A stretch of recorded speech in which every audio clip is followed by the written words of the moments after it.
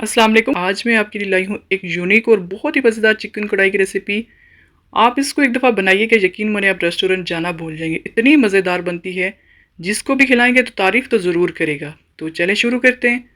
बिस्मिल्लाहिर्रहमानिर्रहीम। यहाँ पे 1 कप तेल का लेंगे और इसमें 2 चम्मच अदरक लहसुन का पेस्ट डालेंगे। इसको अच्छे से ब्राउन करना है, बहुत ज़्यादा डार्क नहीं करना है। ये देखें, इस तरह ब्राउन हो जाएगा तो हम इसमें चिकन डालेंगे और चिकन को इसके साथ अच्छे से भूनना है। अब थोड़ा सा इसमें पानी डालेंगे, बहुत ज़्यादा पानी नहीं डालना, 2-3 चम्मच पानी के होंगे। ये देखिए, और इसको ढक देंगे 2-3 मिनट के लिए। 2-3 मिनट के बाद जब चिकन अपना पानी छोड़ देते हैं तो इसको इस तरह अच्छे से ब्राउन करेंगे तो इसका जायका बहुत मज़ेदार आता है। आप इस तरह बनाइएगा, इंशाल्लाह आपको पसंद आएगी।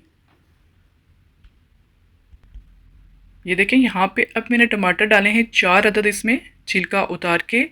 अब इसमें हाफ चम्मच हल्दी का डालेंगे, 2 चम्मच सूरख मिर्च पाउडर डालेंगे। मिर्च अपने अपने हिसाब से रखनी है। ज़ीरा पाउडर डालेंगे हाफ चम्मच। 1 चम्मच इसमें धनिया पाउडर डालेंगे। 1 चम्मच इसमें सौंठ पाउडर डालेंगे, अदरक का पाउडर। नमक डालेंगे अपने हिसाब से रखना है। और इसमें करी पाउडर डालेंगे 1 चम्मच। और टिक्का मसाला पाउडर डालेंगे इसमें 1 चम्मच। आप ज़रूर इस तरह बनाइएगा, देखना इतनी मज़ेदार बनती है ये।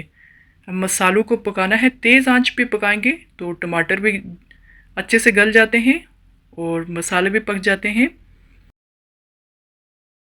आप देख सकते हैं इस तरह, ये मैंने तेज़ आंच पे पकाया तो मसाले भी पक गए माशाल्लाह और टमाटर भी गल गए। ये देखें। अब यहाँ पे इसको रखते हैं साइड पे, मसाला बिल्कुल पक गया है। और यहाँ पे फ्राई पैन में 2 चम्मच मक्खन के लेंगे। और यहाँ पे मेरे पास सब्जियाँ हैं, सुरख शिमला मिर्च और सब्ज़ शिमला मिर्च। और प्याज को इस तरह मैंने काट लिया था, इसमें मैंने हरी मिर्च डाली है। और इसको हम मक्खन के साथ अच्छे से फ्राई करेंगे। 2-3 मिनट इसको तेज़ आंच पे इस तरह फ्राई करना है। आप एक दफ़ा इस रेसिपी से बना के देखें, यकीन माने बहुत मज़ेदार बनती है।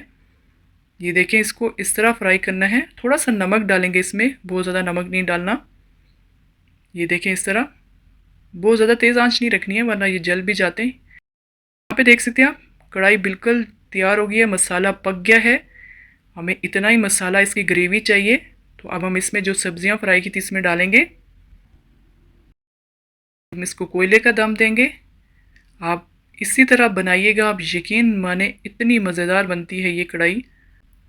अब हम इसको इस तरह सर्व करते हैं। तो अगर आपको मेरी रेसिपी पसंद आती है तो सब्सक्राइब ज़रूर करना। अल्लाह हाफिज़।